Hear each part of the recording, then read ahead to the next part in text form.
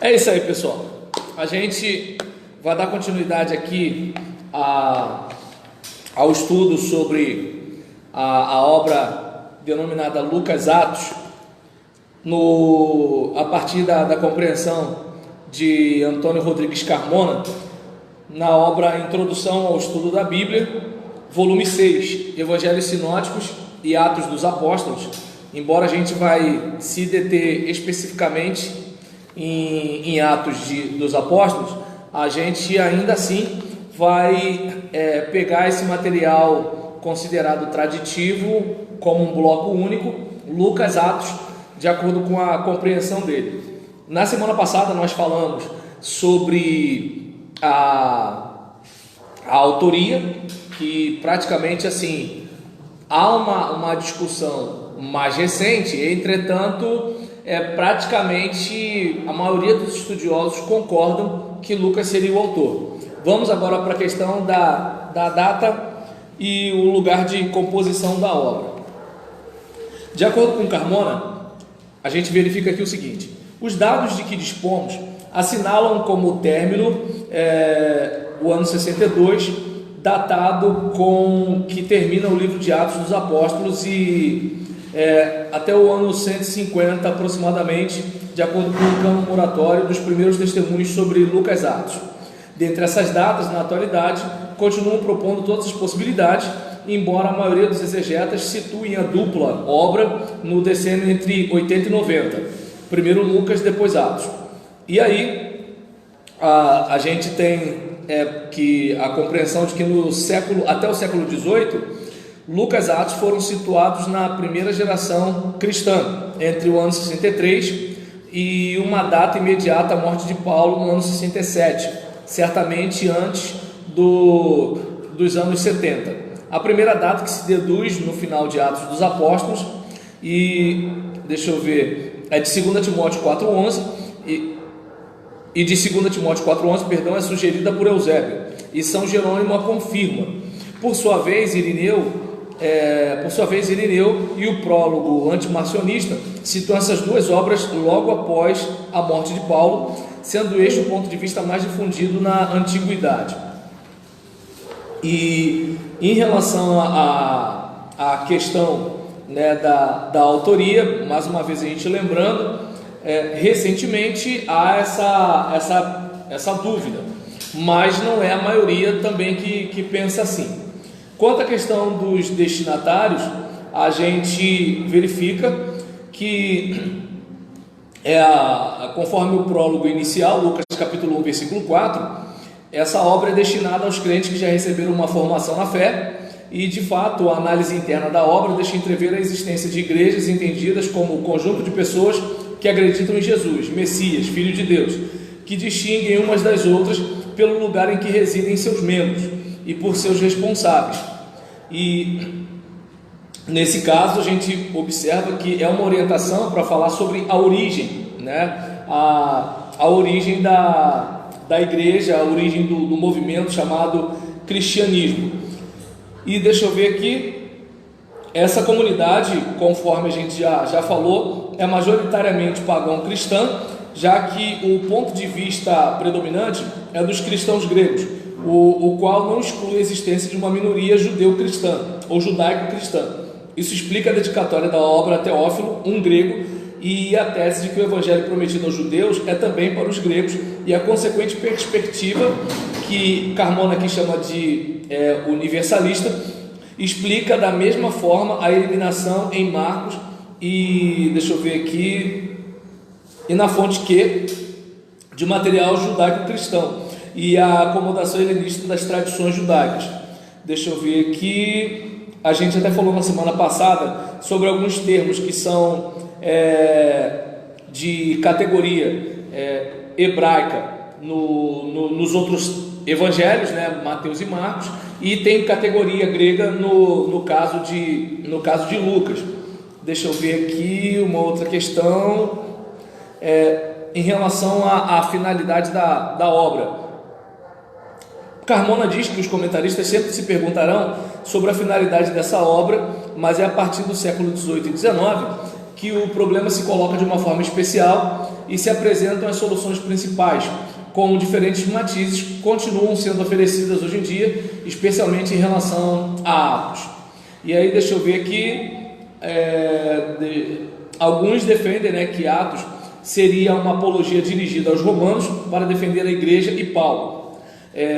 Deixa eu ver aqui,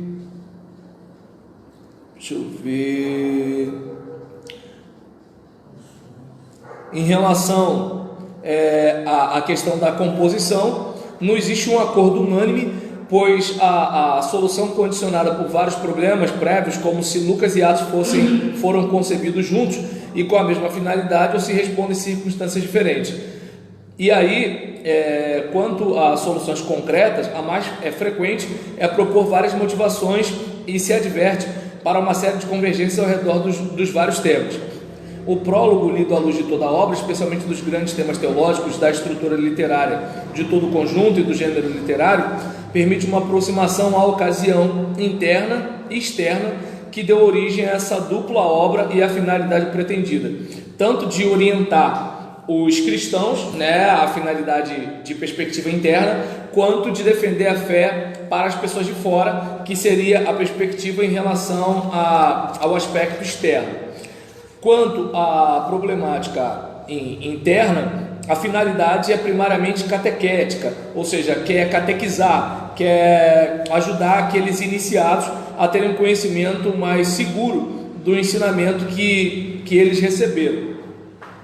E aí, deixa eu ver aqui, por exemplo, daí é onde alguns até discutem, porque parece que esse material catequético está próximo das epístolas pastorais, que alguns entendem que, alguns no ambiente acadêmico, entendem que é um material mais recente e não propriamente do tempo do apóstolo Paulo, pelo fato de falar de uma igreja mais consolidada institucionalmente do que na época de Paulo, que era mais um movimento com os apóstolos liderando o trabalho. Tanto que você vai reparar que assim, tanto a questão dos 6 que são designados para servir as mesas, quanto a questão dos presbíteros, que Paulo chama no capítulo 20, você vai verificar que assim, é uma coisa meio que, como é que eu posso dizer? Você é responsável por isso, você é responsável por aquilo.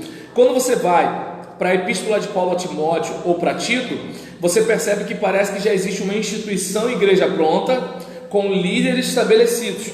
Então daí alguns discutem se 1ª, 2ª Timóteo e Tito não é o material mais recente, não necessariamente que Paulo não seja como é que eu posso dizer, a mente por trás daquele material, mas não necessariamente a mão por trás do material. Deu para entender? Então, alguns atribuem esse material. A ideia foi dele. Isso, sendo.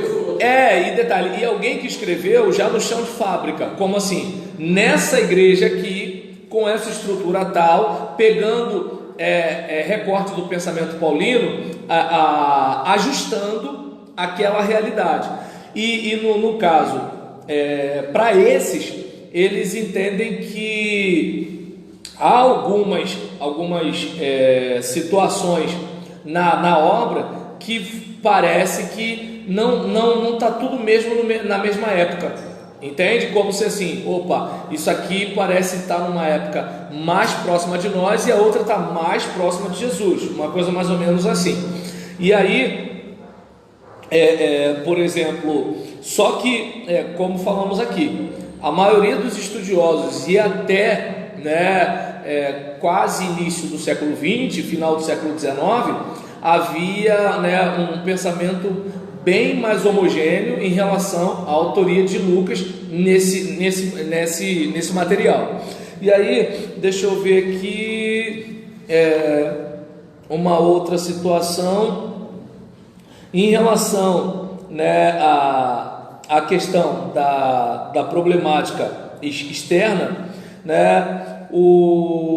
a gente vai reparar aqui, que, deixa eu ver, Lucas Atos, quer dizer, por exemplo, com relação ao mundo externo, existem duas situações às quais Lucas Atos quer responder na forma como apresentam a teologia do caminho. a salvação pagã e a incredulidade judaica.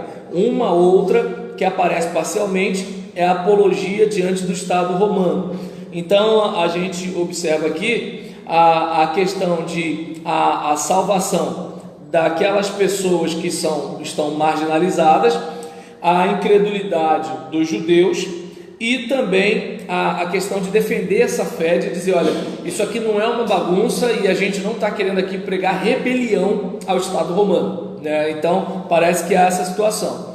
Quanto à questão das fontes, à luz da declaração explícita do prólogo, segundo a qual o autor investigou cuidadosamente tudo o que aconteceu a partir do início, como a gente vai ver no versículo 3 do capítulo 1, e da análise interna do terceiro evangelho, não há dúvida de que na redação de Lucas Atos foram utilizadas fontes, embora não haja um acordo de determinar quantas foram estas fontes e o caráter oral ou escrito das mesmas.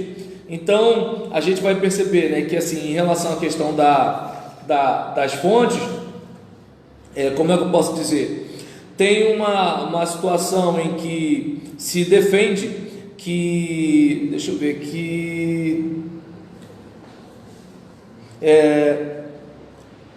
no século XVIII, entre o século XVIII e XIX, há um problema, né, das fontes delineadas no contexto da questão sinótica.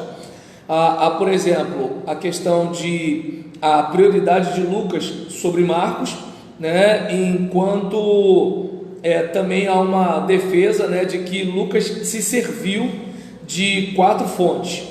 Deixa eu ver aqui. Há também a questão da hipótese segundo a qual Lucas utilizou Marcos, né, a fonte Q e uma fonte própria que muitos chamam de fonte L. Dessas 3 fontes, o uso de Marcos é o mais aceito em geral, inclusive entre os partidários de outras soluções. As razões para tanto são várias. Marcos constitui o alicerce de toda a obra, de tal forma que a sucessão dos episódios reproduz fundamentalmente a de Marcos, mesmo quando Lucas acrescenta ou omite algo. Da mesma forma, quando Mateus e Lucas coincidem com Marcos, segue a ordem deste. Finalmente, a ordem de Lucas é melhor quando segue a de Marcos do que quando utiliza outras fontes. Em relação ao material, Lucas emprega 55% do material usado por Marcos. Dos 661 versículos originais, toma substancialmente 350. De 8.485 palavras, toma 7.036 palavras. O problema especial é suscitado pelo relato.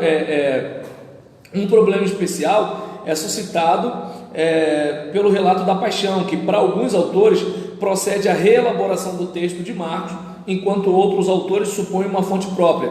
Quanto a isso, não se chegou a nenhum resultado satisfatório. Sobre que, né, a fonte, né, que ou a fonte das sentenças usadas por Lucas e Mateus, que explica os 230 versículos que têm em comum, o acordo é menor. Inclusive entre os que admitem a existência e o uso dessa fonte. Não há um acordo sobre a sua origem oral ou escrita. Esta última característica parece ser mais provável por causa das coincidências de Mateus e Lucas no teor verbal e na ordem das narrativas ou perícopes. Deixa eu ver aqui. O material tomado da fonte Q, Lucas o reproduz com maior fidelidade do que Mateus na ordem das perícopes ou narrativas, situando-o dentro do alicerce de Marcos em 3 lugares.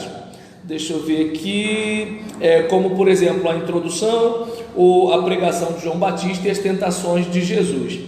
Deixa eu ver aqui também, na interpolação menor, da qual constitui a maior parte, como o Sermão do Monte, os milagres, e na interpolação maior, que é a seção das viagens, da qual também constitui parte considerável. Então deixa eu ver aqui alguma outra coisa para compartilhar com vocês, para a gente fechar esse bloco de Lucas. Deixa eu ver. Além da hipótese das fontes, outros autores apresentam outras soluções, né? Por exemplo, Marcos e a fonte L, mas não a fonte Q, cuja existência não está clara. Então percebe, enquanto alguns entendem que assim, Marcos ninguém discute, mas a fonte Q e a fonte L, alguns outros discutem, que são outros materiais. Grosso modo, o que pelo menos a gente poderia observar aqui é que assim, Lucas ele deixa claro que ele não está assim, olha, eu ouvi isso aqui de Jesus. Ele está deixando claro que ele pesquisou. Boa parte do material, como vocês viram aqui, né, são extraídos do Evangelho de Marcos. E aquilo que não é extraído do Evangelho de Marcos, o Carmona está falando aqui sobre vir de outras fontes, que é ou a fonte Q ou a fonte L. Obviamente eu não tenho gabarito para poder dissecar esse material, e para ter uma ideia, existem obras falando só sobre o problema sinótico, né? Por exemplo, eu tenho um amigo Marcelo Carneiro, que a obra dele de doutorado é um livro inteiro só sobre o problema sinótico, entendeu? Então estou falando sério, é desse jeito. Então é aquele negócio, assim, é coisa de gente grande, né? O que eu estou fazendo aqui é só dando uma ideia pálida do beabá, entendeu? Uma coisa mais ou menos assim. Perto desses camaradas que estão falando inglês, francês e mandarim, eu tô tipo aquela criança que fala eu sabo, entendeu? Eu tô nesse nível, perto desses caras. Pode me julgar, é melhor falar isso mesmo, né? Como diz o ditado, vergonha é roubar e não poder carregar.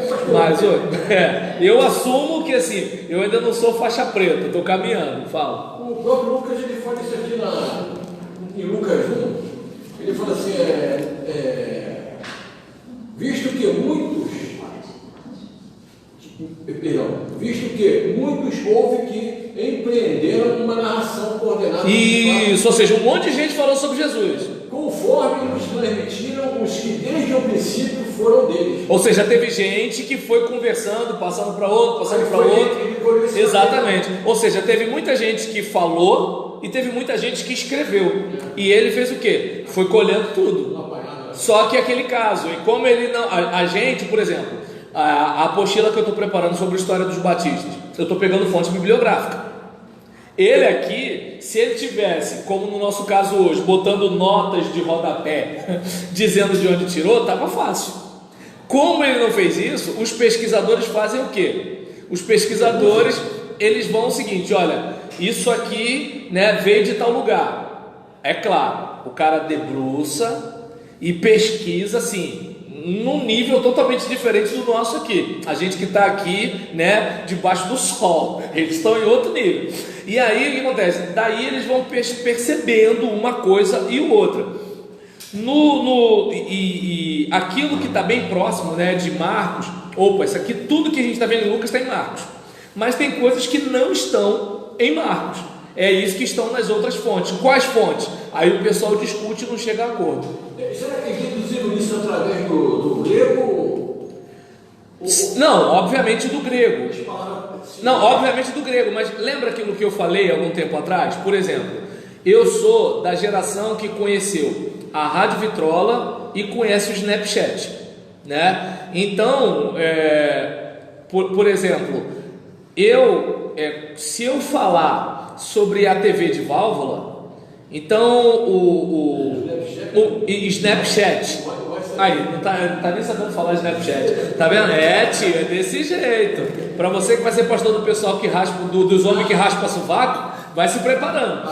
Então, deixa o homem que raspa sovaco para lá. E aí, nesse caso, em relação a isso, né? Senão o irmão pode achar que está sendo perseguido, né? Vai fazer queixa na direção do seminário. Então, nessa situação, imagina aí, depois já precisou ser mandado embora por causa de bullying, né? Por causa de irmão que raspa sovaco. Então, diante desse caso, né? Ou então ser chamado de intolerante, né? Aí, diante disso daí, o que acontece? Quando eu uso a expressão Snapchat, alguém vai pensar o seguinte: espera aí, esse discurso é de que época? Mesmo que eu fale rádio vitrola, quando eu uso a palavra Snapchat, alguém pensa assim: opa, ele conheceu a rádio vitrola, mas ele conhece o Snapchat.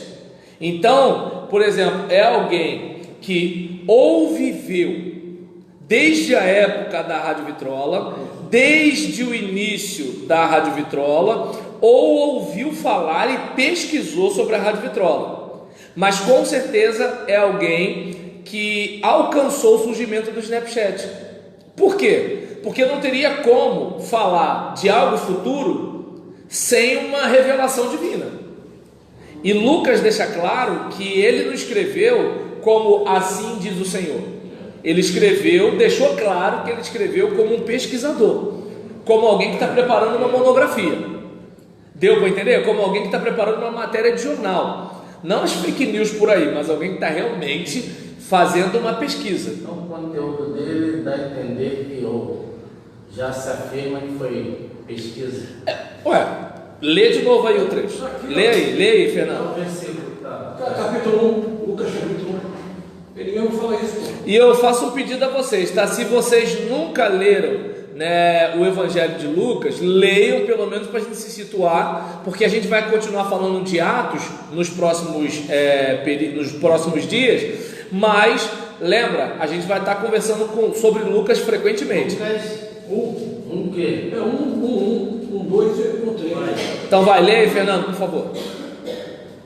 Visto que muitos ouvem, olha só, vou ler total, que empreenderam uma narração coordenada dos fatos que entre nós se realizaram, que houve realmente, conforme nos transmitiram os que desde o princípio foram deles testemunhas oculares, os apóstolos, e ministros da palavra. Agora o 3, olha só. Igualmente a mim me pareceu bem, depois de acurada investigação de tudo, desde a sua origem, dar-te por escrito, excelentíssimo Teófilo, uma exposição em ordem. Percebeu? Para que tenhas plena certeza das verdades em que foste instruído. Entendeu? Então, por exemplo, das verdades que foste instruídos. Então o que acontece? Teófilo parece ser um camarada que abraçou a fé. Parece, pelo texto, que a fé tem sido de alguma forma bombardeada. E aí, o que Lucas está fazendo? Está municiando Teófilo de informações, testemunhas oculares, inclusive, entendeu? A respeito da fé, para dizer: isso aqui não é bagunça, não, Teófilo. É verdade. Entendeu? Não entra nessas fake news aí que estão falando sobre a nossa fé, tá ok? Entendeu? E aí o que acontece? Diante disso, ele está dizendo: olha, isso que eu estou falando para você não é coisa que assim veio da minha cabeça, é um emaranhado de palavras, não. É fruto de uma pesquisa acurada, ou seja, perguntei a um, perguntei a outro, eu li aqui, eu li ali, eu li acolá, e aí eu juntei todo esse material e a partir de todo esse ajuntamento eu estou falando isso para você.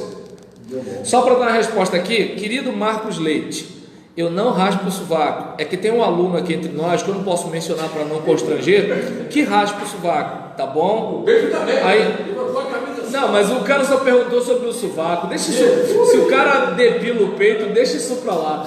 Então, nesse caso, não, claro que não. É porque ele está perguntando se eu raspo. Eu falei, eu não, entendeu? Eu sou a moda antiga. E aí, diante dessa situação, né? Eu sou do tempo da vitrola. Eu conheci a televisão de válvula, tá legal? Eu passei óleo de peroba no rádio da minha avó, entendeu? Que parecia que tinha uma lâmpada dentro de tanta luz, né? Aí ficava né? Eu conheci a rádio difusora Duque de Caxias, da época do antigo CAP, lá em Caxias. Aí, olha aí, tá vendo? Ih, ó a saudade. Então, né? Aí, por exemplo, voltando para cá, em relação a isso daí, eu não sei se deu para perceber, Fernando, é que nem, por exemplo, o meu caso, eu tenho uma rede social chamada Telegram, né? A gente fala Telegram, né? Mas assim, se eu fosse conversar, né, com a minha mãe, né? Por exemplo, se eu pegasse uma máquina do tempo e voltasse, né, ao tempo da minha mãe, se ela estivesse viva, e falasse para mim, eu falasse para ela, mãe, eu tenho Telegram. Na cabeça da minha mãe, que não conheceu a rede social, Telegram seria uma variante de telegrama. E o que era o telegrama? Era aquilo que a gente recebia de uma empresa. Lembra quando a gente se inscrevia para arrumar emprego? Aí vinha aquele telegrama: apareça até as 18 horas do dia de hoje, até as 17 horas do dia de hoje. não sei o que, não sei o que, não sei o que lá. Eu lembro quando eu fui chamado para o Jornal do Brasil, feliz da vida, porque eu recebi um telegrama. Então, o que acontece? Por exemplo, o Telegram, peraí, então esse cara, ele é mais recente. Ou ele é vivido da época do telegrama, mas ele chegou à época do telegrama. Percebeu? Então o que acontece? Claro que eu estou falando de um modo muito pálido, né? Grosso modo, o que esses caras fazem. Entendeu? Então eles vão, por exemplo, para textos sagrados, textos seculares, eles vão, por exemplo, para a história da teologia, eles pegam tudo aquilo que se disse sobre esse material para trazer uma resposta. Mais ou menos como o Carmona está fazendo aqui. Entendeu? Ele está pegando vários pontos de vista, tanto que é que ele fala que até um período Lucas era o autor. Depois de um certo período, começou a ter uma crítica a respeito desse assunto. Se Lucas é mesmo autor de tudo ou de parte. Se tudo é do período lucano ou alguma coisa é mais recente. Fala. Pastor, quando se fala de texto receptus, é o mais próximo da escrita original? Olha, aí a gente está pegando isso. Aí o que acontece? A gente acho que até já falou sobre isso aqui. Eles escolheram esse material. Isso. O que a gente está, pelo menos essa parte aí, a gente está falando sobre materiais que tem, são aqueles que são vistos como é que eu posso dizer, melhores textos, né? Outros que não são. E como é que a gente percebe quais são os melhores ou aqueles que não são? Agora eu não estou lembrando a diferença de um para o outro, né? Mas assim, embora eu acho que eu já falei isso aqui, mas assim, uma coisa é que está relacionada. Se você puder até anota aí e manda para mim no WhatsApp que eu vou repassar para você. Esqueci. Anota aí, por favor, porque o Fernando não tem WhatsApp, aí não tem como ele me lembrar. Ele vai chegar, quando ele vira a Marilise, ele vai esquecer da minha aula e não vai pedir a ela para mandar o recado. Isso, textos receptos, né? E aí o que acontece? E, por exemplo, tem aquela questão daqueles textos que são considerados mais recentes e aqueles que são considerados mais antigos, né? Aqueles que estão mais ligados por exemplo, algumas alterações de acordo com a Idade Média, né? E aqueles que estão mais próximos daquilo que aconteceu lá no início da fé cristã. Então, diante dessa situação, vai ter algumas diferenças, né? Que o estudioso, né, ele vai pesquisar. E por isso que você vai ver nas notas de rodapé. As palavras mudaram com o tempo. Deu para entender? E não é nem só a questão das palavras, é a questão de que é o seguinte, por exemplo, vamos lá, você vai ver Bíblia, que é lá agora não estou lembrando qual epístola de João, não sei se é a terceira ou a segunda, não estou lembrando aqui, talvez alguém no vídeo até me ajude, deixa eu ver aqui, talvez alguém até possa me ajudar em relação a isso. Por exemplo, você vai reparar que tem textos no Novo Testamento que parece que está explicando o que o texto está dizendo, e essa explicação muitas vezes é mais recente. Quando, por exemplo, você vai ver, né, o Espírito, a água, não sei o que lá, e os três são um, e o Filho, né, tal, os três são um, né, e assim, vai ter um trecho ali que está claro, que está explicando a questão da Trindade, sendo que você vai ver na nota de rodapé que em alguns manuscritos mais antigos aquilo não existe, em alguns casos está entre colchetes. Então, por exemplo, não é bem isso, não é bem um assunto de Lucas, Atos, mas assim, a gente é mais a questão de introdução bíblica, e a gente assim vai, e memória para mim não é um forte, né? Tanto que é que eu ministro aqui lendo, né? Então não é muito meu forte. Por isso que eu pedi para ele mandar para mim. Se puder, já manda até logo agora, Jefferson. Manda logo agora, que aí quando eu chegar em casa eu vou ver a sua mensagem. Tá? Não estou vendo se eu conseguia. Aí, por exemplo. Obrigado, Jefferson, por me atender. Aí nessa situação, né? Aí depois ele esquece, eu esqueço e tu não tem resposta semana que vem. Então, em relação a isso, né? Em relação a esse caso, devido a essas situações, Muitas vezes, qual é a parte que pega? O leitor comum, ele vai entender o quê? Olha, se a Bíblia é a palavra de Deus, tudo que está impresso ali, até aqueles cabeçalhos que cada Bíblia tem, que não quer dizer necessariamente que estavam nos mais antigos, né? Não é nem que no mais antigo, que não estava nem no texto sagrado, mas o autor daquela publicação colocou para orientar a gente, a pessoa acha que aquilo ali são as escrituras. Deu para entender? Às vezes você está lá, por exemplo, vendo um cabeçalho num salmo, e às vezes aquele cabeçalho foi um cabeçalho que foi colocado, o salmista, não sei o que, não sei o que, não sei o que lá, e às vezes não está no manuscrito, entende? E aí a pessoa olha e pensa que aquilo está na Bíblia. Deu para entender? Então, assim, não estou dizendo que essa questão da diferença, né, dos manuscritos mais antigos seja a mesma coisa, porque parece que a intenção inicial não era adulterar, a intenção era explicar. Deu para entender? Não é como hoje, digamos, você pega, distorce um texto, né? E aí tem que ter o perito para verificar se alguém adulterou, não sei o que lá, para fulano se passar por Beltrano. Não era bem assim. A ideia não era essa. Não tinha essa malícia. Assim, não, malícia a gente sempre teve, né? Mas assim, só que a intenção, pelo que a gente percebe, não era essa, né? E aí, a gente, para você que está assistindo aqui, porque estou vendo uma pergunta, né, se estou aplicando algum curso, a gente está aqui falando sobre a composição de Lucas Atos, né, como se o Evangelho de Lucas e Atos dos Apóstolos fossem um material único num bloco só.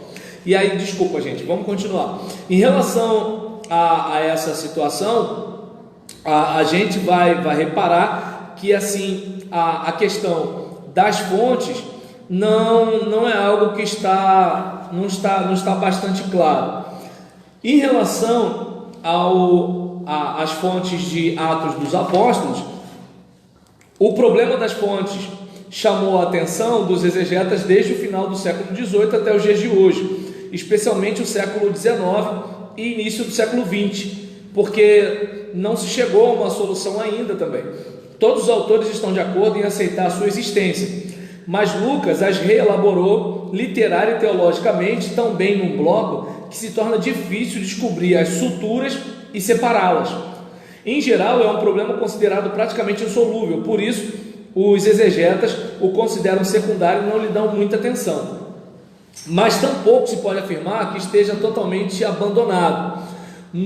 Deixa eu ver aqui, no século XIX já aparecem praticamente todas as posturas que se apresentam na atualidade, como se, por exemplo, a existência de fonte e a dificuldade de identificá-la por causa de uma reelaboração que o autor as submete. Então, deixa eu ver aqui, por exemplo, o pessoal consegue perceber que assim, Lucas ele juntou as fontes e fez uma obra só, mas de uma forma que parece que assim, não dá para perceber direito de onde veio o que. É como, digamos, você, por exemplo, minha esposa estava vendo a propaganda, né, minha esposa é direitista, né, então ela gosta de assistir os youtubers de direita, e aí nisso tem um youtuber de direita chamado Nando Moura, que tem um curso chamado Mestres do Capitalismo, e aí tem uma frase que ele fala, porque é o único lugar onde o sucesso vem antes do trabalho é no dicionário. Aí minha esposa, uau, eu falei, essa frase não é dele não, Gisele, né? Eu não sei de quem é, mas dele não é, né? E aí nessa situação, né, ou seja, às vezes a gente está falando coisas que parece que é nossa, mas não é nossa, a gente está repetindo, porque a gente escutou em algum lugar, né? Então, como, por exemplo, teve um dia, eu estava pregando sobre família, né, numa igreja, e aí eu falei, olha, o marido e a esposa têm que nutrir um verdadeiro amor um pelo outro, porque assim, vem as dificuldades, vem as lutas da vida, né? Tem a primavera, tem o verão, mas vem também o outono, e que assim, que um possa estar bem, né, aliançado com o outro, de modo que um possa dizer para o outro, quando o inverno chegar, eu quero estar junto a ti. Aí o pessoal fez assim, amém. Eu falei, gente, eu estou citando o Tim Maia. Aí o pessoal morreu de rir.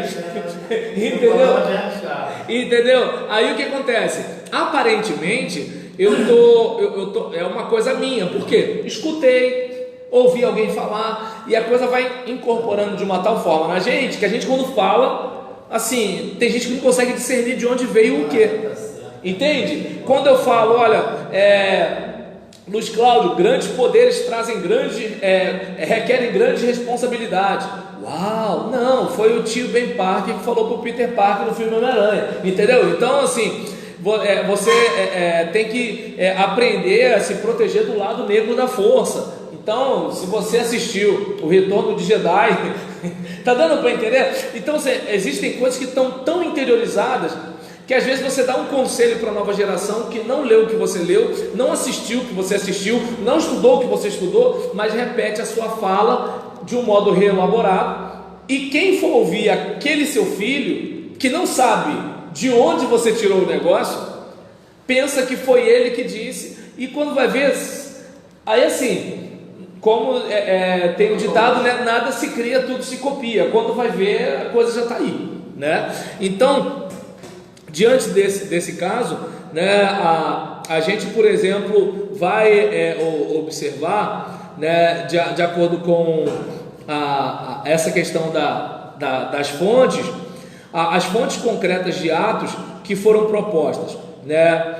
Por exemplo, a maioria dos autores, nem todos acredita que Lucas usou de fonte na primeira parte, na qual fala de acontecimentos que não conhecia pessoalmente, embora não haja um acordo na determinação de sua natureza oral ou escrita.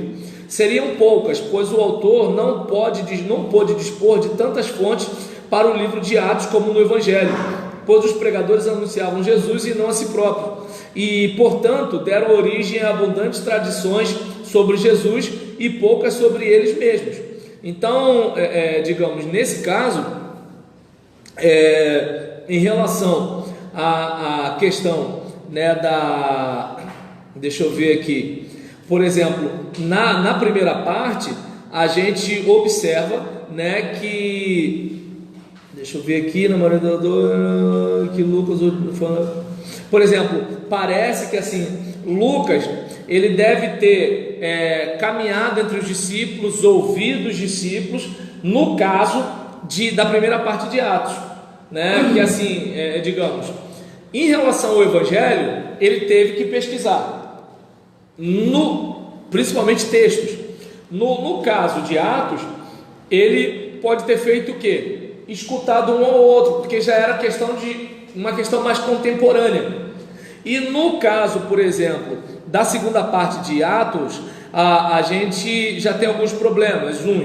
Alguns afirmam que na segunda parte Lucas utilizou suas próprias notas, tanto que Lucas fala na primeira pessoa do plural, nós, em algumas situações, vocês podem reparar isso.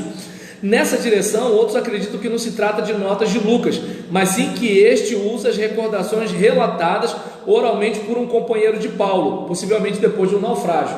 Então tem gente que entende que Lucas estava junto, ou que Lucas também está pegando algo de alguém que estava perto de Paulo em alguns momentos.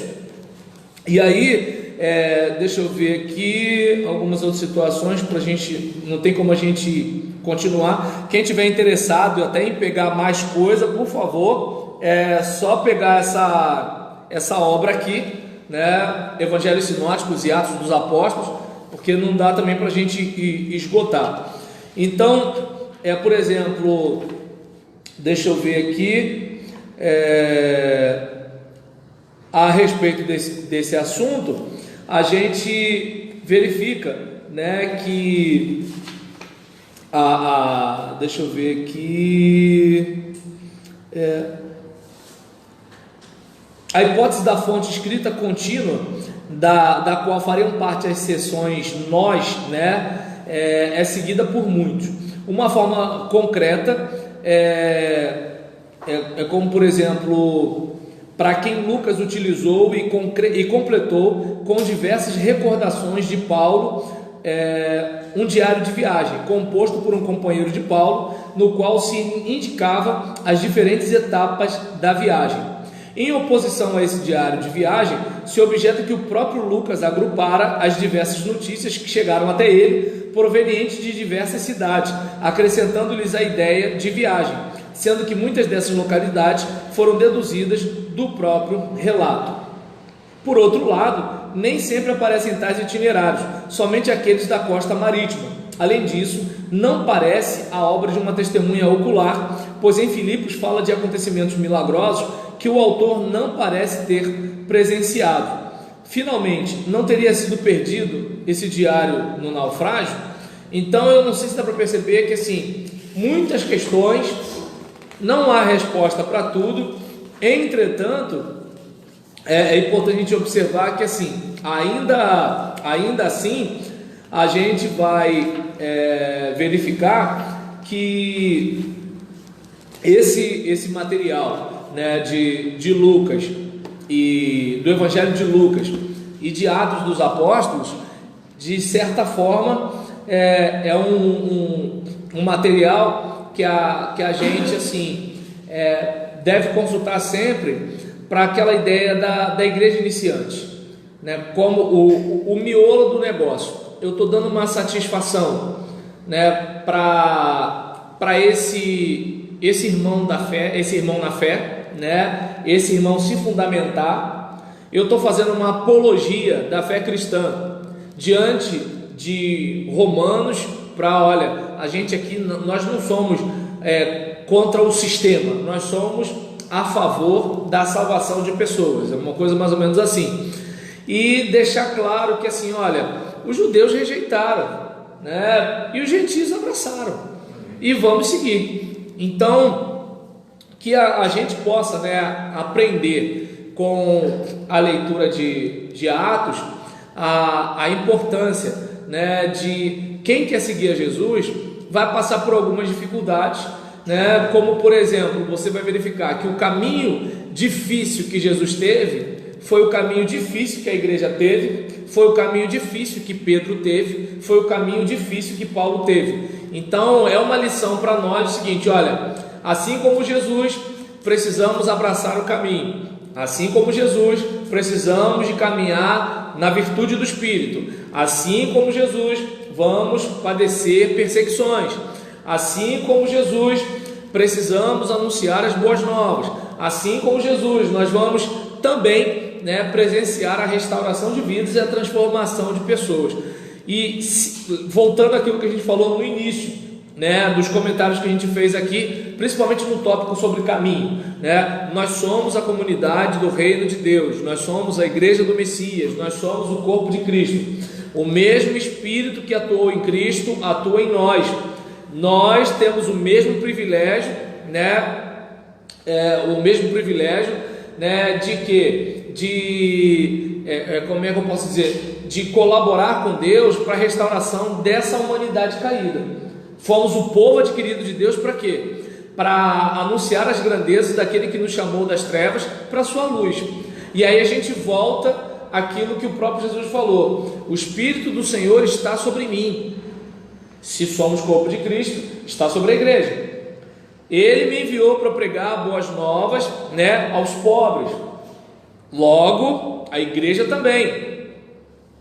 A comunidade, né, de Vigário Geral está há 2 anos, né, com aquela congregação organizada naquele lugar ali. Para quê? Para que aquelas pessoas daquele bairro sejam contagiadas com o quê? Olha, a libertação em Cristo Jesus, né?